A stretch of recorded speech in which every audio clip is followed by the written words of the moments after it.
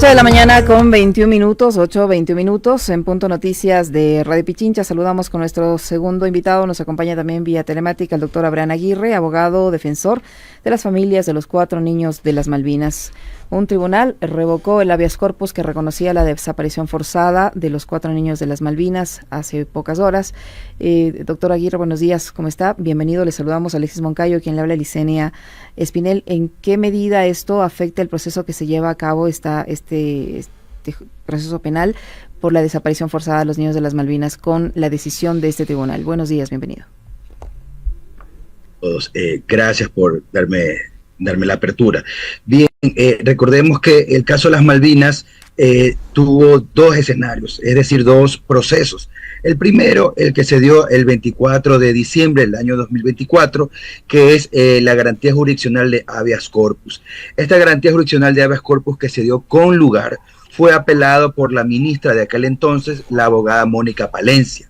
Es justamente en ese escenario que la Sala Especializada de lo Penal de la Corte Provincial de Justicia el día de ayer nos notifica con la resolución en donde por mayoría, es decir, por 2 de los 3 jueces que conforman el tribunal, revocan la sentencia. Hay un voto salvado el cual cumple con los parámetros de motivación que ordena la Constitución. Sin embargo, en este voto,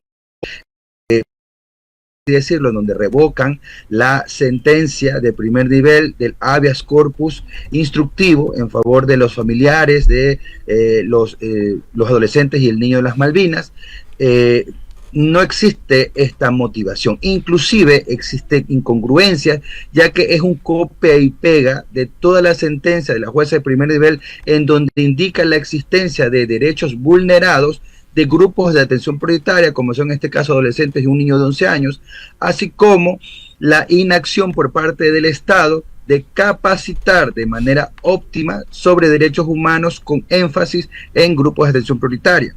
Entonces, esta sentencia de la Sala Especializada de lo Penal de la Corte, en 2 párrafos, tira abajo esta sentencia. Un término un poco coloquial para hacer más entendible la explicación. Pero esto no repercute de mayor grado a el proceso penal que se lleva por desaparición forzada en la Fiscalía Especializada en Investigaciones de Uso Ilegítimo de la Fuerza.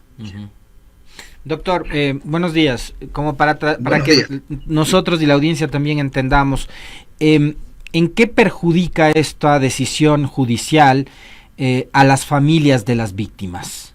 ¿Por qué es tan importante sostener esto que usted mencionaba hace un momento? Es sumamente importante debido a que en el habeas corpus se reconoce la responsabilidad del Estado a través del Comando Conjunto de las Fuerzas Armadas y del Ministerio de Defensa.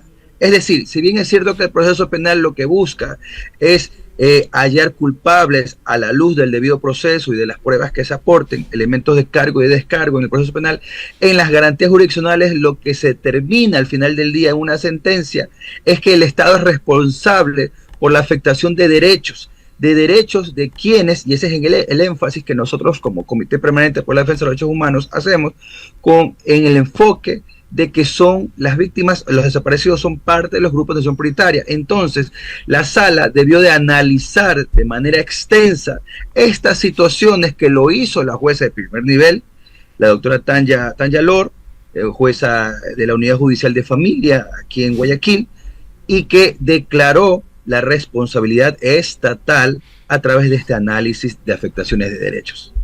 La situación legal de los 16 o 17 militares que están siendo investigados en este caso, ¿cambia de alguna manera con esta decisión del tribunal de echar abajo este habeas corpus que reconocía la desaparición forzada? ¿Cambia en algo? ¿Ellos tienen más posibilidades con este fallo de mejorar su situación legal, de obtener la libertad o algo en el proceso? No, en lo absoluto.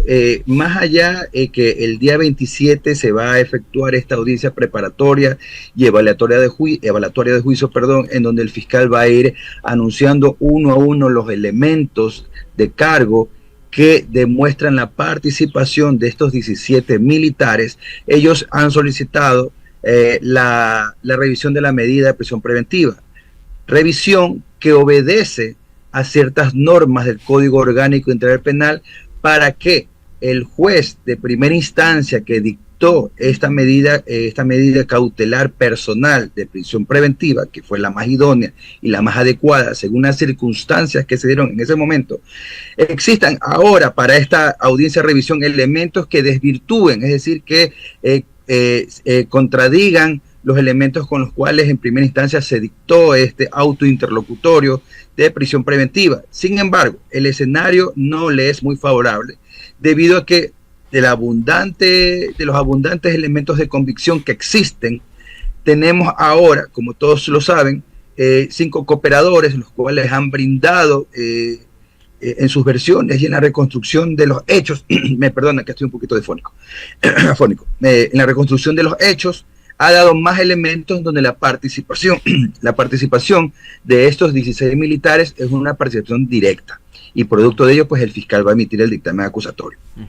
Ahora, hay un detalle importantísimo sobre el cual creo hay que recalcar, doctor, y es el hecho de que en esa instancia, en esa sentencia de la jueza en Guayaquil, se reconoce la desaparición forzada. Y dejar de hablar de una desaparición forzada sí podría, digamos, modular por lo menos un pronunciamiento judicial más adelante en contra de los implicados.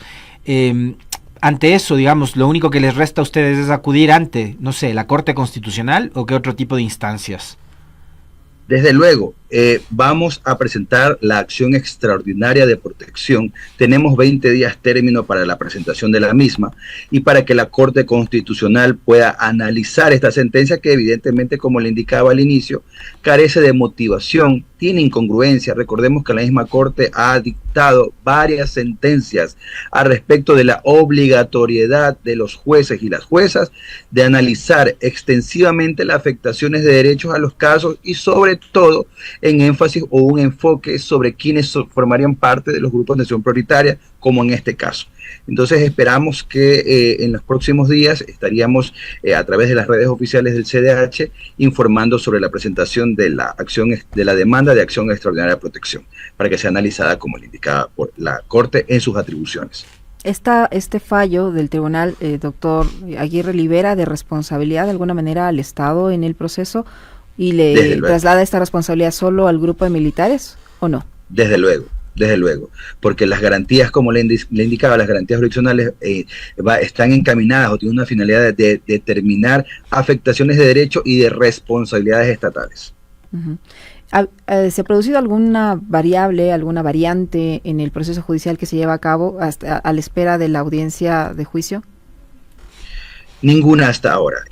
Todo está a la espera del día 27 que se llevará a efecto la audiencia preparatoria y, como le indicaba, la revisión de la medida que han solicitado algunos de los militares que están todavía con la prisión preventiva. ¿Es posible que ellos puedan obtener este beneficio de defenderse en libertad, de acuerdo a lo que han declarado, la cooperación eficaz a la que se han acogido y a la información que han revelado en sus versiones? Realmente no existen elementos que desvirtúen los argumentos que el juez de primer nivel en la formulación de cargos, cuando le dicta la prisión preventiva como medida cautelar, se vayan a desvirtuar. Es muy probable que la medida quede en firme aún. Uh-huh. ¿Por qué cree usted que este tribunal, con el voto salvado de uno de los magistrados, tomó esta resolución cuando, de acuerdo a algunos juristas, lo que tenía que hacer el tribunal era ratificarse en la sentencia anterior?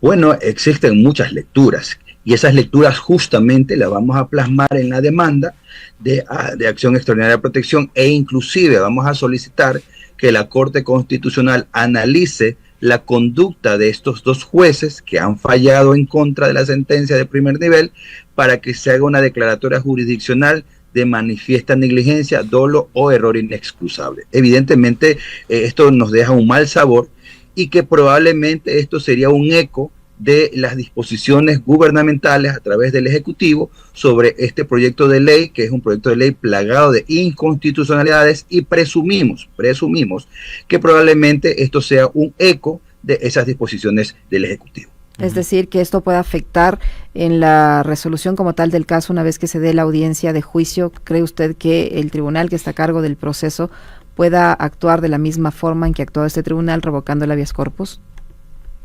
No realmente, porque en el proceso penal se han ido las fases prosiguiendo de manera normal y cumpliendo los parámetros que el Código Orgánico Integral Penal contempla. Sin embargo, estaremos siempre atentos a cualquier accionar que vaya en contra de derechos. Hay un personaje dentro de este caso, doctor, que es alias Momo, ¿no? Y entiendo que en la explotación de su equipo celular, en las últimas horas se han encontrado una serie de mensajes y de fotografías también. Este nombre de este sujeto, Brian Vicente A., alias Momo, fue mencionado por un testigo que dijo que él fue quien dio la orden de secuestrar y asesinar a los 4 menores de edad, lo cual sorprendería porque, digamos, el secuestro, ¿no?, esa desaparición forzada estuvo a manos de militares. Según el testigo, lo que acá uno entiende es que los militares actuaron entonces bajo la orden de un delincuente, pues, ¿no? Y lo que se encuentra en este teléfono son fotografías, imágenes de tipos que están vestidos como militares y que portan fusiles. ¿Qué otros datos y más información se ha podido obtener que pueda ser de ayuda y utilidad para dar con la verdad de los hechos de lo sucedido en diciembre del año pasado? Esta explotación del teléfono de este alias Momo se da en un proceso penal por tráfico de armas y municiones.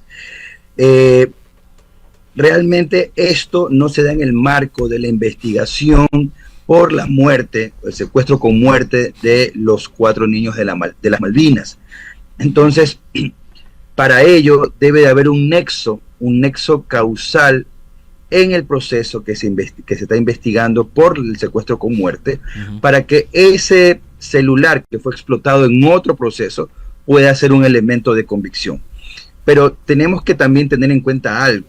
Tienen que hacerse otro tipo de pericia sobre esa explotación, sobre esa imagen que sí, efectivamente, yo la vi ayer en redes, para determinar a través de los rasgos o de un análisis morfológico de la identidad humana, si es que corresponde a una de las personas que están procesadas o a una de las personas que fallecieron, exactamente en este caso de los 4 niños de la Malvinas. Entonces, no podríamos adelantarnos a aquello. Recordemos también que el gobierno lo que trata es de posicionar la idea de que alias Momo es el asesino, cuando Fiscalía no tiene ni siquiera algún elemento determinativo y concluyente que indique que alias Momo, con toda la banda o las bandas que él lidera, desconozco yo aquello, sean partícipes realmente. Pero estamos ante 2 hechos. Primero, la desaparición, donde tenemos 17 responsables de desaparecer a 4 niños, y el segundo escenario, que es la muerte de los niños ya estando secuestrados.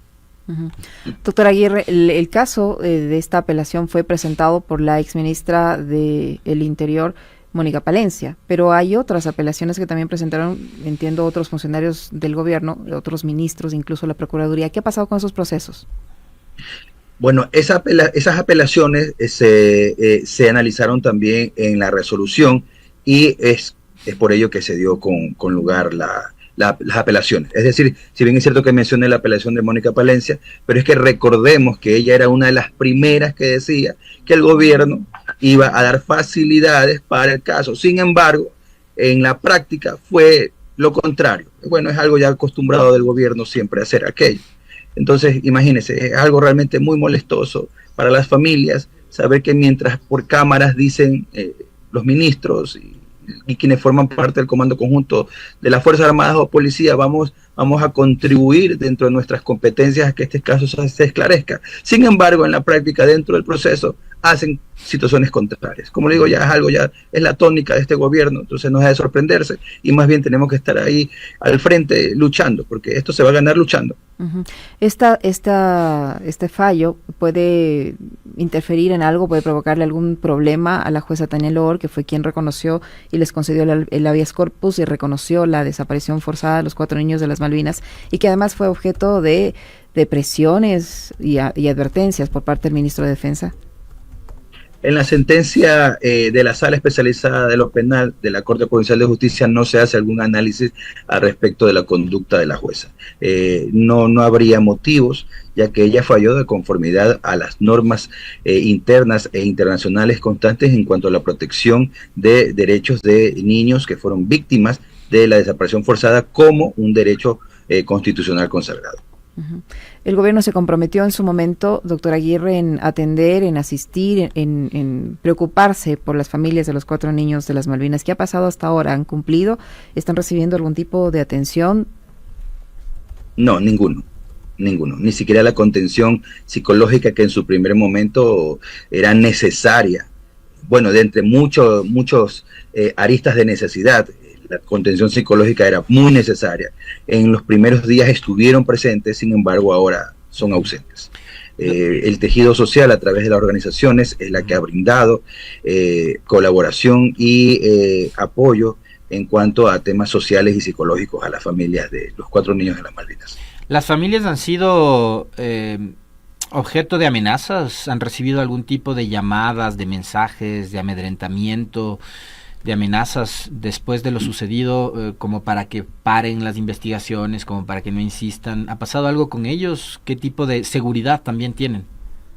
Directamente no. Sin embargo, aún siguen esta campaña de desprestigio hacia los niños, indicando que son parte de grupos de delincuencia organizada, que formaban alguna pandilla juvenil, asimismo de endosar la responsabilidad de los padres que hacían tan tarde la noche. Entonces, de manera directa lo están haciendo, evidentemente para desgastar a las familias.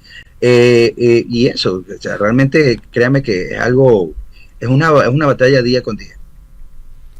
¿Qué resta de acá en adelante o cuáles las medidas que ustedes van a adoptar en caso de que en la audiencia de juicio no obtengan la respuesta que ustedes buscan? Bueno, lo que estamos es a la expectativa de la audiencia. Como le indicaba, existe una gama de elementos de convicción que soportan la teoría de la desaparición forzada. El juez, hasta ahora que ha analizado toda la situación, cada una de las fases en donde él ha tenido que deliberar han sido pues de conformidad a derecho y en conformidad o a la luz de lo obrante dentro del expediente. Entonces créanme que no tenemos duda de que se va a dictar un autollamamiento a juicio. Pero estamos en una nueva coyuntura política. Sí, correcto, pero igual eso puede interferir. De igual forma, no creería, porque inclusive como le indicaba, hay muchos elementos de convicción en los cuales no se puede desvirtuar el hecho de la desaparición forzada. Muy bien, muchísimas gracias, doctor Aguirre, muy gentil por acompañarnos y por contarnos cómo avanza este proceso. Muy amable. Gracias.